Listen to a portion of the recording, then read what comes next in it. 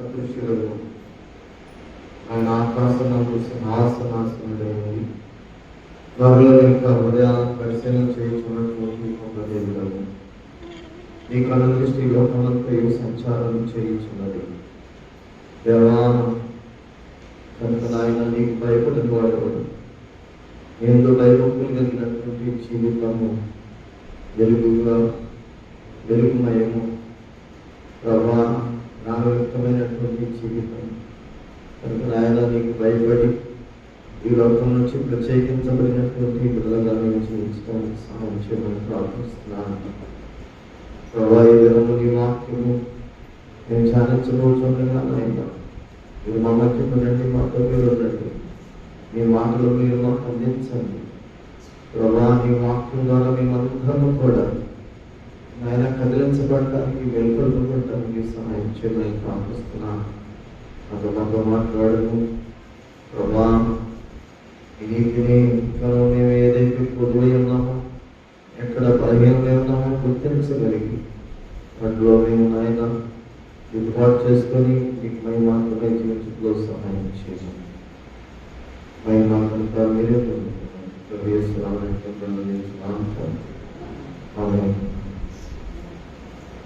పొందాలని కొద్ది మాటలు నేను మాట్లాడతాం. తర్వాత మేమే గారు మళ్ళీ ఉన్నారు, వాళ్ళ గురించి మాట్లాడుతూ చెప్తారు.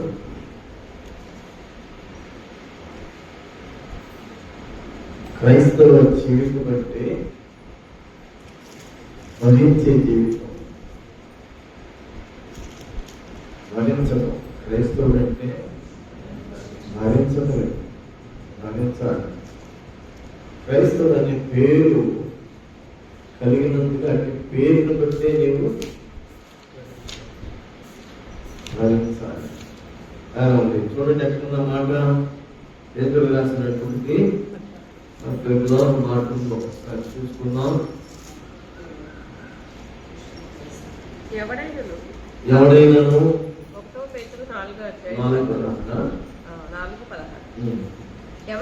క్రైస్తవుడైనందుకు బాధ అనుభవించిన ఎడల అతడు సిగ్గుపడక ఆ పేరును బట్టి దేవుని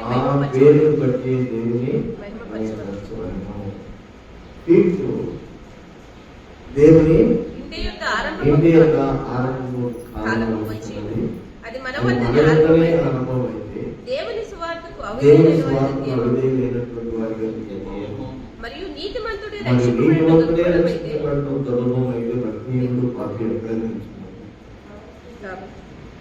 కాబట్టి దేవుని చిత్త ప్రకారం బాధపడేవారు సత్ప్రవర్తన గలవారు నమ్మకమైన సృష్టికర్తకు ఆత్మలు అలాంటి అనుభవం మీద రాశారు పేదలు ఈ మాట. అపోస్తుడు అయ్యాడు అని అంటే ఎంత శిక్షణలో ప్రభు దగ్గర నిలిచిన వాడుగా ఉంది. ఆ మాటని మన ముందు ఉంచాడు. ఈ వాక్యాన్ని మనం ఎన్నోసార్లు చదువుతూ ఉంటాం, బోధిస్తూ ఉంటాం, వినుంటాం. కానీ సందర్భం వచ్చినప్పుడు మర్చిపోతాం. అదే మర్చిపోయాను అని అనుకుంటాం. సందర్భం వచ్చినప్పుడు మర్చిపోతున్నాం. సందర్భాలు రాకుండా ఉంటాయా? సందర్భాలు వస్తాయి. వాక్యం చదవలేదా? చదివాం. వినలేదా? విన్నాం. బోధించలేదా? బోధించాం. కానీ ఏమైపోతున్నాం? మర్చిపోతున్నాం. అయ్యో మర్చిపోతున్నాం. అలాంటి పరిస్థితి.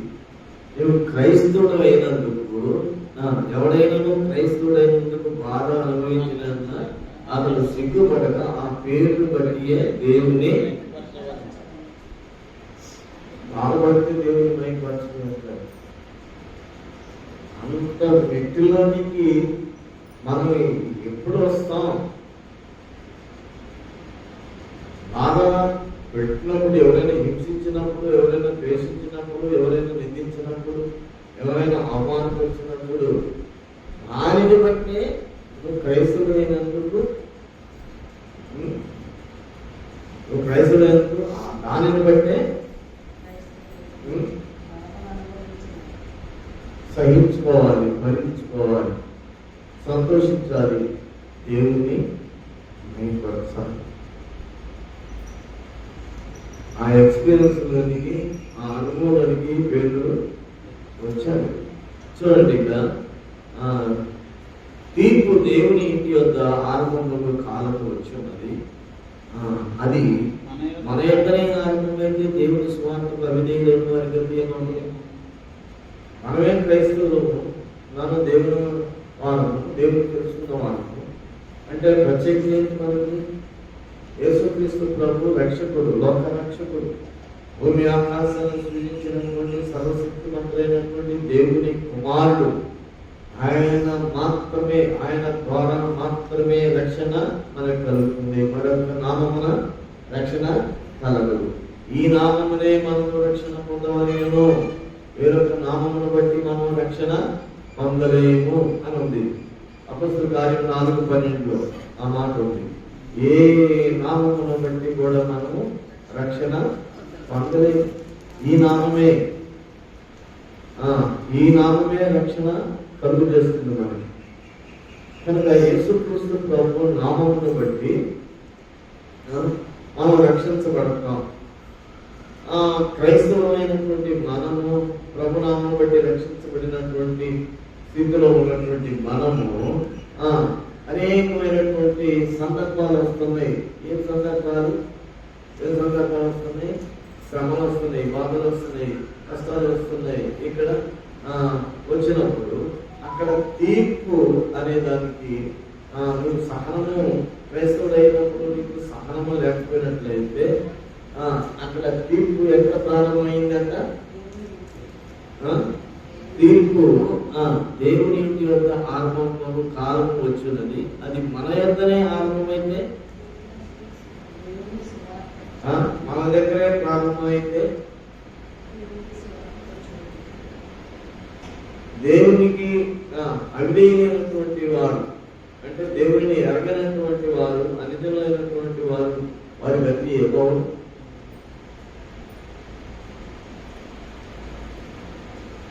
నీతిమంతుడే రక్షించబడటం గౌరవం అయితే పాపి ఎక్కడ నిలుచుంది? కానీ రాయబడింది నీతిమంతుడే, మన నీతిమంతుడు అని చెప్తున్నామా? నీతిమంతుడే రక్షించబడటం దుర్లభం అంటే పాపి ఎక్కడ నిలుస్తాడు? ఇక పాపిగా ఉన్నటువంటి వారి పరిస్థితి ఏమిటి అంటే భక్తి యొక్క విలువలను మనం ఎలా పోషించాలి, మనం ఎలాగా వాక్యం ఉంటున్నటువంటి మనము ఆ వాక్యాన్ని ఎలా పోషించాలి, ఎలాగా అణిగి మనల్ని మనం తగ్గించుకొని ఉండాలి. విపత్తులు అంటే వర్షం వస్తుంటే కుక్క ఏం చేస్తుందంటే దానికి ఏ ఇల్లు లేకపోయినా కానీ సూర్యుడు కిందకి వెళ్ళుద్దండి. ఎలా ఏమన్నా వర్షం వస్తుంటే ఏం చేస్తుంది? ఒక్క సూర్యుడు కిందకి వెళ్తుంది. ఏ సూర్యుడు పడి వెళ్ళిపోతుందా? తెలుస్తుందా? అవడానికి ఇష్టపడదు. మళ్ళీ ఛాయ్ అని ఎవరైనా తోలేదు అనుకోండి, మళ్ళా అది ఇంకేం చేస్తుంది? ఇంకొక సూర్యు కిందకి వెళ్తుంది, ఇంకొక సూర్యు కిందకి వెళ్తుంది, తప్పించుకుంటుంది, వర్షాన్ని తప్పించుకుంటుంది. వాతావరణము బట్టి సూచనలు ఇస్తున్నారు. ప్రభుత్వాలు వాతావరణం బట్టి సూచనలు ఇస్తున్నారు. ఏమని? తుఫాను వస్తుంది, జాగ్రత్త, వల్ల ప్రాంత వాళ్ళంతా తప్పించుకోండి, మీరు అక్కడి నుంచి ఎక్కడికి వెళ్ళిపోండి అని అంటే మాకేం చేపలు పట్టే వాళ్ళగా మీరు ఒకవేళ సముద్రంలోనికి వేటకు వెళతారేమో, వెళ్ళవద్దు, తుఫాను దాని తీవ్రత ఎలా ఉంది అని ముందుగా మానవుని యొక్క జ్ఞానాన్ని బట్టి తెలియజేస్తున్నప్పుడు వాళ్ళు తప్పించుకుంటారు. అనుకోలేదు కదా. వాళ్ళ ప్రాంతం వాళ్ళు ఏం చేస్తున్నారు? తప్పించుకుంటున్నారు కదా. మరి వాతావరణము వాతావరణం మనకి సూచనలు వసంతకాలం వచ్చిందన్న సంగతి అర్థమవుతుంది కదా. మరి ఎందుకని ఆ సంగతి తెలిసి కూడా ఏమైపోతున్నారు? బలహీనమైపోతున్నారు, తొట్టుకుపోతున్నారు.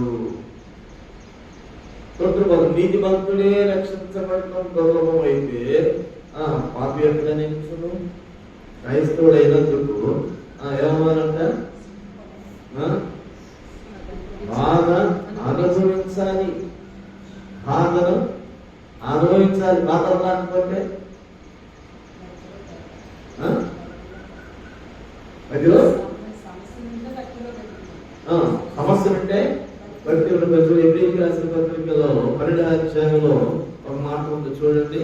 ఎబ్రియల్కి రాసిన పత్రిక 12వ అధ్యాయంలో ఒక మాట ఉంది చూద్దాం.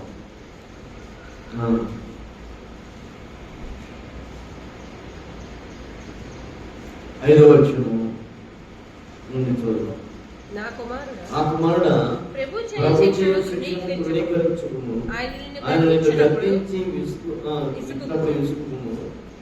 తాను ప్రేమించి వారిని శిక్షించి తాను స్వీకరించు ప్రతి కుమారుని దండించు అని కుమారునితో సంభాషించినట్టు మీతో సంభాషించు ఆయన హెచ్చరికను మరచితిరి.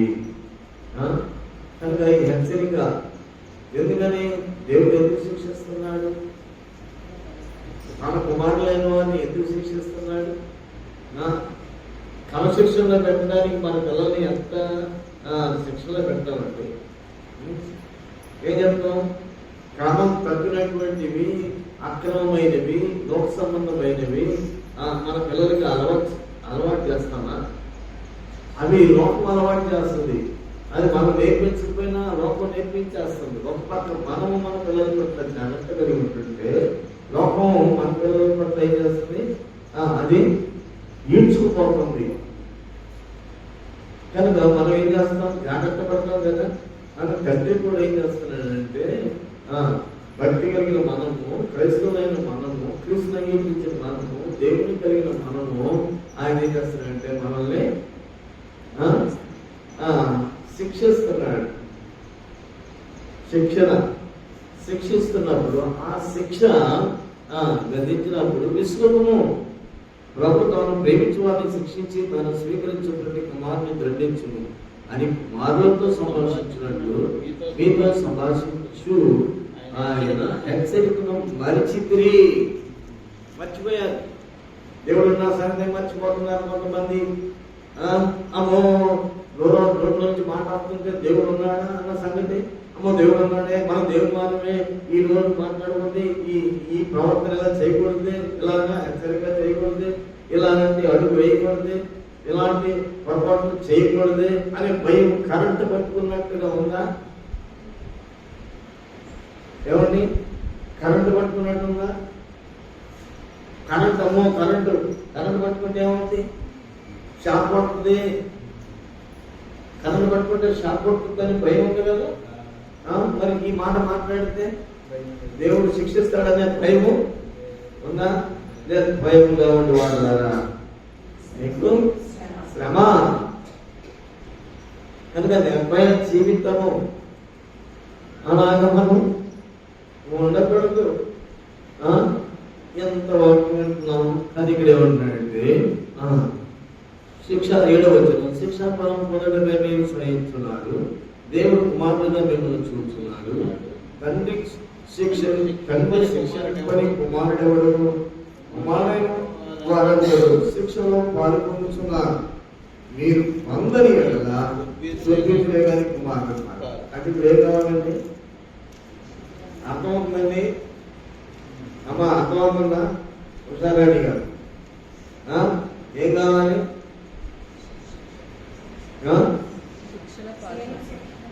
శిక్ష వాళ్ళు పంచుకోవాలా లేదా? ఏమ్మా వాళ్ళు పంచుకోవాలా? శిక్ష కావాలా లేదా? మనందరూ మనం శిక్ష, ప్రభా నాకు శిక్ష ప్రభా, నేను పొరపాటు మాట్లాడాను, కొట్టు ప్రభా, నన్ను కొట్టు ప్రభా అని అంటే హోంవర్క్ రాయకపోతే మాస్టర్ దగ్గరికి వెళ్ళినప్పుడు ఎలా హోంవర్క్ రాశారా అని అంటాడు. రాయలేదు సార్ అని అంటే షడా అని అంటాడు. అనుకోండి ఏం నిలబడతాడు వచ్చి ఎందుకు రాయలేదు అని అడుగుతాడు.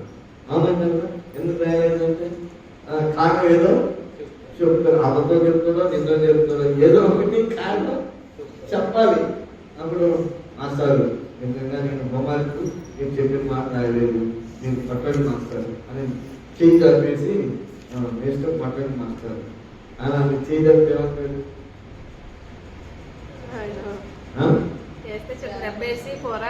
పోరా అని అంటాడు. రేపు నాకు కూడా రేపు రాసుకురా అని చెప్తాడు. అది నాకు గుడి అంటాడు. అవునా కదా? శిక్ష చెప్పుకున్నందుకు ఒప్పుకున్నందుకు శిక్ష వేయమని అడిగినందుకు శిక్ష తగ్గింది. అక్కడ దాగి ఉంటే ఏదైనా అంతే కదండి. నమ్మకం చేసిన వ్యక్తి పోలీసు వాళ్ళు చిక్కుకున్న వాడు తిరిగి వాడిని పట్టుకుంటే తీసుకొచ్చి ఏదో కొట్టేస్తాడు. నేనే నమ్మకం చేశాను, నేనే ఈ తప్పు చేశాను సరైన వాడికి అలాగనే ఇంట్లో ఏదైనా పొరపాటు చేసినటువంటి తల్లిదండ్రుల దగ్గర కుమారుడు పొరపాటు చేసినప్పుడు డాడీ నేను ఈ తప్పు నేనే చేశాను, నన్ను శిక్షించండి అని అడిగితే ఆ తల్లిదండ్రులు ఏమంటారు? చేస్తారా? మరి ప్రభు దగ్గర మనం అడిగితే మానవుడికి ఇంత ప్రేమ ఉందే తన పిల్లల పట్ల, మానవుడు ఇంతలో నుండి అంతలో పోయే ఈ శరీరానికి అంత ప్రేమ ఉంటే మరి శాశ్వతమైనటువంటి ఆత్మ మనలో ఉంచినటువంటి ఆత్మ దేవుడితో ఉండాలని ఆశపడుతున్నటువంటి తండ్రికి ఎంత ప్రేమ! ఆయన ప్రేమ అని ముద్రపడింది దేవుడికి. మనకి ప్రేమ ఉందా? మానవుడు ప్రేమ అనేది ఉందా? లేదంటే దేవుడు ప్రేమమయుడు ఉంది, ప్రేమ స్వరూపి కనుక మానవుడి కాదు. మానవుడికి మరి తన పిల్లల పట్ల అలాంటి శిక్షణ ఉంది కదా, శిక్షణ ఇస్తున్నప్పుడు మనం ఎలా ఉండాలి? ఇక్కడ చూడండి, తండ్రి శిక్ష పరి కుమారుడెవడు, కుమారుడైన వారందరూ శిక్షలో పాల్గొంటున్నారు. మీరు పొందలేని దుర్బీజులే కానీ కుమారులు కాదు. మరియు శరీర సంబంధులైన తండ్రులు మనకు శిక్షకులై ఉన్నారు ఉండేవి, వారి అంటూ భయభక్తులు కలిగి ఉంటుంది. అట్లయితే ఆత్మలకు తండ్రి అయినటువంటి వారికి మరి ఎక్కువగా లోబడి బ్రతకబడను కదా. ఏంటండి? దేవుని భయము, దేవుని భయం ఉండాలి. తండ్రి భయం కంటే ఎవరి భయం ఎక్కువ ఉండాలండి? శరీర సంబంధమైన మీ తండ్రులకి, శరీర సంబంధమైనటువంటి తండ్రులకు మీరు భయపెడుతున్నారు కదా. ఆత్మకు తండ్రి అయినటువంటి దేవునికి మరి ఎక్కువగా లోబడి ఉండవలసింది కదా. ఎంత చక్కని మాట. చాలా మంది తండ్రులకి ఏం చేస్తారంటే భయపడతారు. తప్పులు ఎవరు చేస్తారంటే సిగరెట్లు తాగుతున్నారు అనుకోండి, సినిమాలు చూస్తారు, సిగరెట్లు తాగుతారు, ఇంకా స్నేహాలు బట్టి ఏవో చేస్తూ ఉంటారు. తల్లిదండ్రులకి తెలియకుండా చేస్తారు. అవునా కదా? ఎందుకు తెలియకుండా చేస్తున్నారు? భయము. భయం అనేది ఒక సత్యం దాటిన తర్వాత ఏం చేస్తారంటే తండ్రికి భయము, తండ్రి అంటే భయం లేదు, తల్లి అంటే భయం లేదు. ఎందుకని? ఆ ఏజ్ ఏమైపోయింది?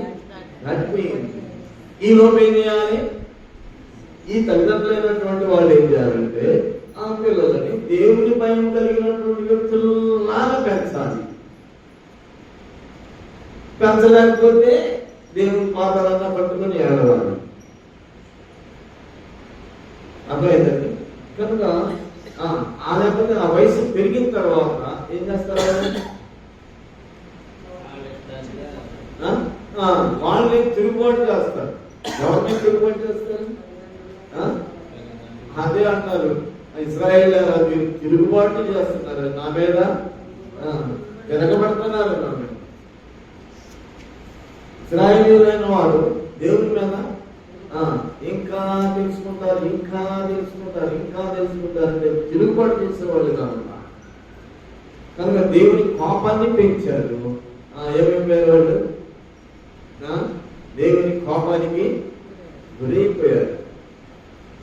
కనుక మన జీవితంలో తప్పులైనటువంటి వారు అంటే ఆత్మకు తండ్రి అయినటువంటి దేవుడు మనల్ని హెచ్చరిస్తున్నప్పుడు మనము లోబడవలసిన వారిగా ఉన్నాం. లేకపోతే ఏమైపోతాం? ఏమైపోతున్నాము? నీతిమంతులకే దొరకనటువంటి ఆ రక్షణ వాళ్ళే పర్వతం సంపాదించలేకపోతే పాపిగా ఉన్న వాళ్ళు ఎక్కడ పాటలు బయటకు వస్తారా? చెప్పండి. కర్మకాయాలు కాకుండా శరీరం ఇచ్చినా కానీ ఆత్మను అప్పగించినా కానీ విశ్వాసం పెగిలించగలిగిన కొండలు పెగిలించగలిగిన విశ్వాసం ఉన్నా కానీ ప్రవచించు ప్రభావాలు కలిగి ఉన్నా కానీ వ్యర్థుడే వ్యర్థం ఉన్న ప్రార్థనలో ఎంత వ్యర్థం ఉంది, మన పాటల్లో ఎంత వ్యర్థం ఉంది, మన వాక్యంలో ఎంత వ్యర్థం ఉంది, మన జీవితంలో ఎంత వ్యర్థం ఉంది, మన బ్రతుకులు ఎంత వ్యర్థం ఉంది. ఆనందానికి కూడా ప్రార్థన చేస్తున్న ప్రభావ వ్యర్థమైన ప్రార్థన. ఏం చేస్తున్నారు ప్రార్థన? ప్రభా నేను వాళ్ళు తిట్టానయ్యా, నీకు వందనాలయ్యా. ఏంటంటే వాళ్ళు తిట్టారంటే నీకు వందనాలేంటి?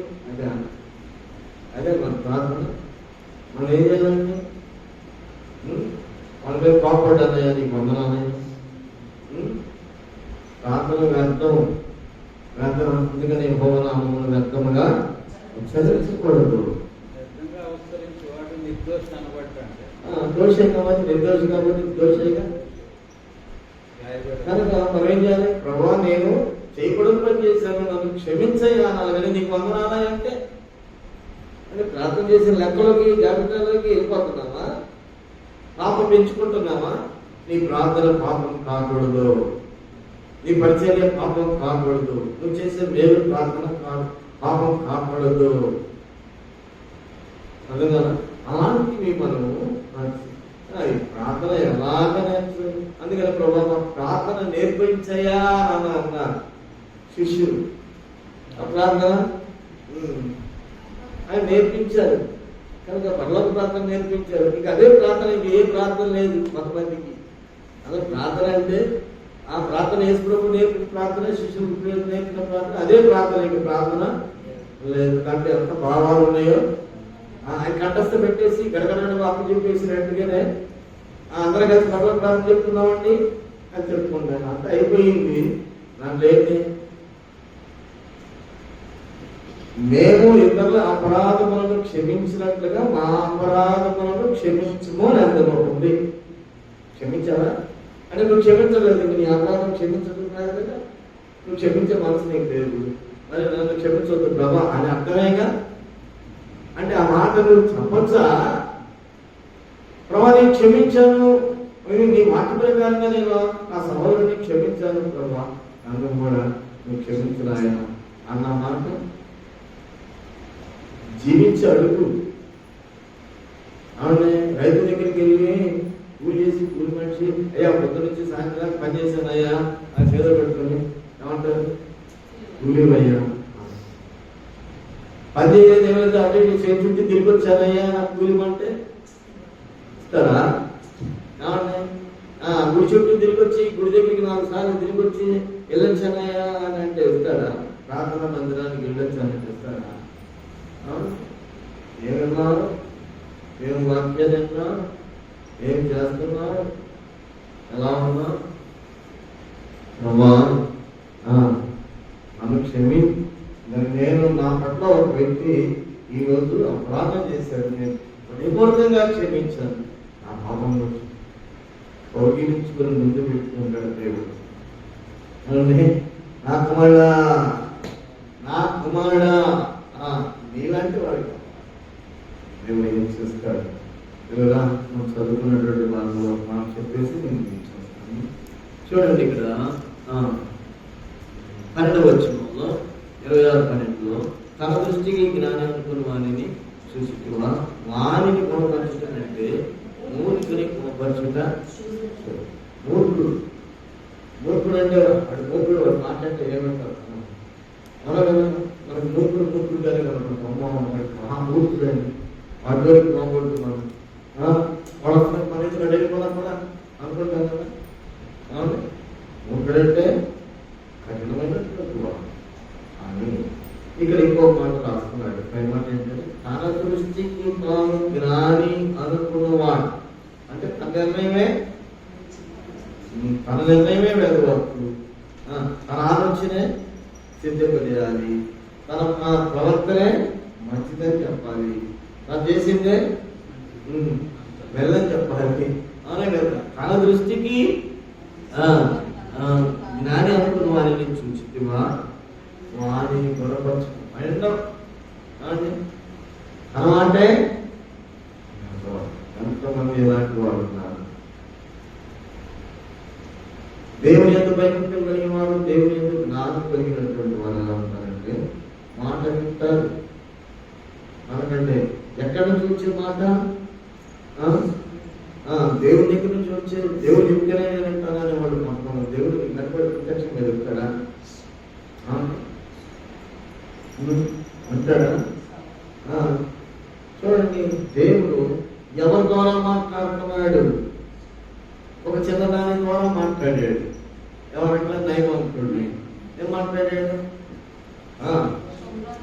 స్వర్గంలో ప్రవక్త ఉన్నాడు, నా యజమానుడు అక్కడికి వెళ్ళాలని నేను ఎంతో కోరుతున్నాను. నేనంతా నువ్వు బానిసగా పట్టబడిన పిల్లవి నువ్వు ఇక్కడికి తీసుకొస్తే నువ్వు నాకు చెప్పి అంటాడు నువ్వు అని అన్నాడా? తన వ్యాధిని చూసుకున్నాడు, తన వ్యాధిని బాగు చేసుకోవాలనుకున్నాడు.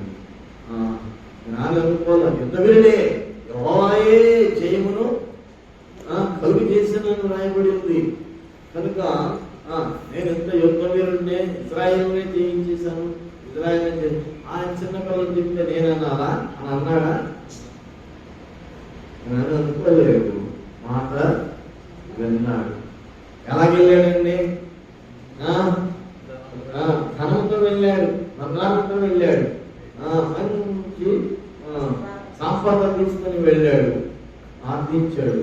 అయ్యో అన్నాడు. అక్కడి నుంచి వచ్చాడా? పరుగు తీసుకుంటా వచ్చాడా? ఏమండి, ఎలీషా పరుగు తీసుకుంటా వచ్చాడా? రానా?